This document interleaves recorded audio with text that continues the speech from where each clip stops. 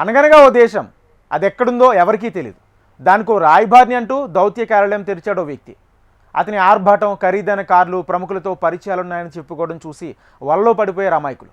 విదేశాల్లో ఉద్యోగాలు ఇప్పిస్తానని కోట్ల రూపాయలు వసూలు చేశాడు. కట్ చేస్తే అతని మోసాలు లోకలే కాదు, ఇంటర్నేషనల్నే బయటపడింది. నకిలీ పాస్పోర్ట్లు, విదేశాల్లో షెల్ కంపెనీలు, హవాలా వ్యాపారాలు కూడా ఉన్నాయని పోలీసుల దర్యాప్తులో తెలిసింది. పోలీసులు ఇతని వ్యవహారాలను కూపీలాగుతున్నారు. గజియాబాద్కు చెందిన హర్షవర్ధన్ జైన్ వ్యవహారాన్ని చూపి దేశమంతా విస్తుపోతుంది. కాదేది మోసానికి అనర్హం. మోసపోయేవాడు దొరకాలే కానీ మోసం చేయటం చాలా సులభం. ఓ తెలుగు చిత్రంలో ఉత్తుత్తి బ్యాంక్ అంటూ వినోదం పండించడం చూసే ఉంటాం. పవన్ కళ్యాణ్ సినిమా గబ్బర్ సింగ్లో ఓ పోలీస్ స్టేషన్ని చూసాం. ఇవి సినిమాల్లో కనిపించే హాస్యంగా చూసి ఆనందించాం. అయితే నిజ జీవితంలోనూ ఇలాంటి నకిలీలు తరచూ వెలుగు చూస్తుంటాయి. బీహార్లో ఓ నకిలీ పోలీస్ స్టేషన్ ఏర్పాటైంది. చాలా రోజుల వరకు అసలు పోలీసులే దాన్ని గుర్తించలేకపోవటం విశేషం. అయితే ఆ పేరుతో ఒక దేశం ఉందని జనాలు నమ్మటమే విచిత్రం. అదే కోవలో ఓ ఉత్తుత్తి దేశానికి ఏకంగా రాయబార కార్యాలయం కూడా ఏర్పడింది. దానికో రాయబారి కూడా ఉన్నాడు. అదెక్కడుందో చూద్దాం రండి.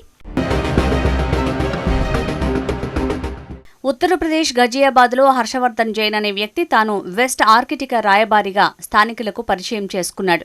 ఓ 2 అంతస్తుల బంగ్లాను అద్దెకు తీసుకుని ఎంబసీ అంటూ ఓ కార్యాలయం ఏర్పాటు చేశాడు. ఈ భవనంపై పలు దేశాల జెండాలు ఎగురుతూ కనిపించేవి. హర్షవర్ధన్ ఖరీదైన కార్లలో తిరుగుతూ కనిపించేవాడు. తన ఎంబసీ ముందు ఆ కార్లు పార్క్ చేయించి ఉంచాడు. పైగా వాటిపై ఎంబసీ స్టిక్కర్లు కూడా అంటించాడు. ఇదే భవనంలో వెస్ట్ ఆర్కిటికాతో పాటు సెబోర్గా, ఫౌల్వయా, లాడోనియా ఎంబసీలు కూడా ఉన్నాయని చెప్పుకున్నాడు. తాను పలు దేశాలకు రాయబారినని సోషల్ మీడియాలో కూడా ప్రచారం చేసుకున్నాడు. పలువురు ప్రముఖులతో దిగిన ఫోటోలను చూపించేవారు. ఇవన్నీ దాదాపు మార్ఫింగ్ చేసినవే. హర్షవర్ధన్ జైన్ గత 10 ఏళ్లలో 162 సార్లు విదేశీ పర్యటనలు నిర్వహించాడు. జైన్ 2005 నుంచి 2015 వరకు 19 దేశాల్లో పర్యటించాడు. యునైటెడ్ అరబ్ ఎమిరేట్స్కి 54 సార్లు వెళ్లొచ్చాడు. యూకేకు 22 సార్లు వెళ్లాడు. అంతేకాకుండా మారిషస్, ఫ్రాన్స్, కామెరూన్ తదితర దేశాల్లో పర్యటించాడు. హర్షవర్ధన్ మీద ఎక్కడా ఎవరికీ అనుమానమే రాలేదు. ఇంకే మోసాలకు తెరతీశాడు, తెగించాడు. తనకు అనేక దేశాల నాయకులు, అధికారులతో పరిచయాలున్నాయని చెప్పుకునేవాడు. వెస్ట్ ఆర్కిటికాలో ఉద్యోగాలు ఇప్పిస్తానంటూ అందరికీ చెప్పుకున్నాడు. అసలు ఆ దేశం ఎక్కడుందో తెలీదు. కానీ వెర్రిగా జనం నమ్మేశారు. నమ్మిన వారందరి దగ్గర అందిన కాడికి వసూలు చేశాడు. కానీ నెలలు, ఏళ్లు గడిచినా ఉద్యోగాలు రాలేదు. దీంతో తాము మోసపోయామని జనం గ్రహించారు. హర్షవర్ధన్ జైన్ వ్యవహారం అంతా పోలీసులకు చేరిపోయింది. అతని నకిలీ ఎంబసీ గుట్టు రట్టు కావడంతో పాటు అనేక విస్తుపోయే నిజాలు బయటకొచ్చాయి. నిజానికి వెస్ట్ ఆర్కిటికా అనేది అంటార్కిటికాలోని ఒక ప్రాంతం. ఒక యుఎస్ నౌకాదళ అధికారి తన దేశంగా ప్రకటించుకున్నాడు. కానీ దీనికి ఎలాంటి గుర్తింపు లేదు. దీని పేరుతో హర్షవర్ధన్ జైన్ ఎంబసీ కార్యాలయం ఏర్పాటు చేసి చీటింగ్ మొదలుపెట్టాడు. అతని వద్ద నుంచి 4 ఖరీదైన వాహనాలు, 12 నకిలీ పాస్పోర్టులు, విదేశాంగ శాఖ ముద్రతో ఉన్న నకిలీ పత్రాలు, 2 పాన్ కార్డులు, 34 రబ్బర్ స్టాంపులు సహా 2 నకిలీ ప్రెస్ కార్డుల్ని స్వాధీనం చేసుకున్నారు. వాటితో పాటు 44.70 లక్షల క్యాష్, 18 దౌత్యపరమైన నంబర్ ప్లేట్లు స్వాధీనం చేసుకున్నారు. 2011లో అక్రమంగా శాటిలైట్ ఫోన్ను వినియోగించిన కేసు కూడా అతడిపై ఉందంటున్నారు పోలీసులు. హర్షవర్ధన్ జైన్ను ఈ నెల 22న పోలీసులు అరెస్ట్ చేశారు. ఉత్తరప్రదేశ్ ప్రభుత్వం సాగించిన మోసాలపై ప్రత్యేక దర్యాప్తు బృందాన్ని ఏర్పాటు చేసింది. హర్షవర్ధన్ జైన్ నెట్వర్క్ కేవలం ఇండియాకే పరిమితం కాదు, అంతర్జాతీయ స్థాయిలో ఆర్థిక నేరాలకు పాల్పడ్డాడని గుర్తించారు పోలీసులు. హైదరాబాద్కు చెందిన టర్కీ జాతీయుడు అహసన్ అలీ సయీద్ కూడా జైన్కు సహకరించాడు. ఇతడి సాయంతో జైన్ విదేశాల్లో పలు కంపెనీల్ని రిజిస్టర్ చేయించాడు. 300 కోట్ల కుంభకోణంలో అసహాన్ అలీ సయీద్ ప్రధాన నిందితుడు. ఇతడు జైన్తో పాటు స్విట్జర్లాండ్లోని కంపెనీలను టార్గెట్ చేశాడు.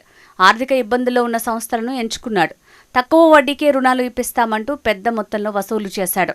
జైన్, అలీ సయీద్ కలిసి హవాలా మార్గాలు, షెల్ కంపెనీలు, విదేశీ బ్యాంకు ఖాతాలతో ఈ డబ్బును సొంతం చేసుకున్నట్లు దర్యాప్తు అధికారులు వెల్లడించారు. సౌదీ అరేబియాకు చెందిన వివాదాస్పద ఆయుధ వ్యాపారి అద్నాన్ ఖషోగీతో జైన్కు సంబంధాలున్నాయి. 2002-2004లో ఖషోగి 20 కోట్లను జైన్ బ్యాంకు ఖాతాకు బదిలీ చేసినట్టు తెలుస్తోంది.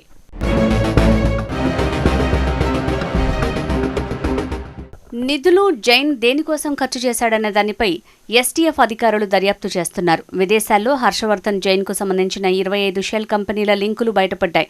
State trading corporation, east India company UK limited, island general trading company, Indira overseas limited తదితర పేర్లతో ఇవి ఏర్పాటయ్యాయి. అలాగే జైన్ పేరిట విదేశాల్లో 10 బ్యాంకు ఖాతాలున్నాయి. 6 దుబాయ్లో, 3 యూకేలో, 1 మారిషస్తో తెరిచాడు. 12 నకిలీ డిప్లొమాటిక్ పాస్పోర్టులను అతడి నివాసంలో పోలీసులు స్వాధీనం చేసుకున్నారు. ఉత్తరప్రదేశ్ గజియాబాద్కు చెందిన హర్షవర్ధన్ విదేశాల్లో చదువుకున్నాడు. ఇతని తండ్రి జేడి జైన్ ప్రతిష్టాత్మక వ్యాపారవేత్త. ఈ కుటుంబానికి జైన్ రోలింగ్ మిల్లు, గనులు, మార్బుల్ వ్యాపారాలున్నాయి. హర్షవర్ధన్ లండన్లో కొంతకాలం పాలరాయి ఎగుమతి పనుల్ని చూసేవాడు. ఆ తర్వాత 2011లో దక్షిణాఫ్రికాలో వ్యాపారం నిర్వహించాడు. హర్షవర్ధన్ భార్య డింపుల్ జైన్కి ఢిల్లీ చాందనీ చౌక్లో వ్యాపారాలు కూడా ఉన్నాయి. తర్వాత కాలంలో ప్రముఖులు, పలు దేశాల వ్యాపారులు పరిచయమయ్యారు. అయితే ఈ పరిచయాలను అడ్డం పెట్టుకుని హర్షవర్ధన్ భారీ మోసాలకు తెరతీశాడు. జైన్ తదుపరి విచారణ కోసం నిందితుడిని తమ కస్టడీకి అప్పగించాలని కోరుతూ విదేశీ కోర్టును ఆశ్రయించారు. పూర్తి స్థాయిలో ప్రశ్నిస్తే మరికొన్ని సంచలన విషయాలు బయటపడే అవకాశం ఉందని అంటున్నారు.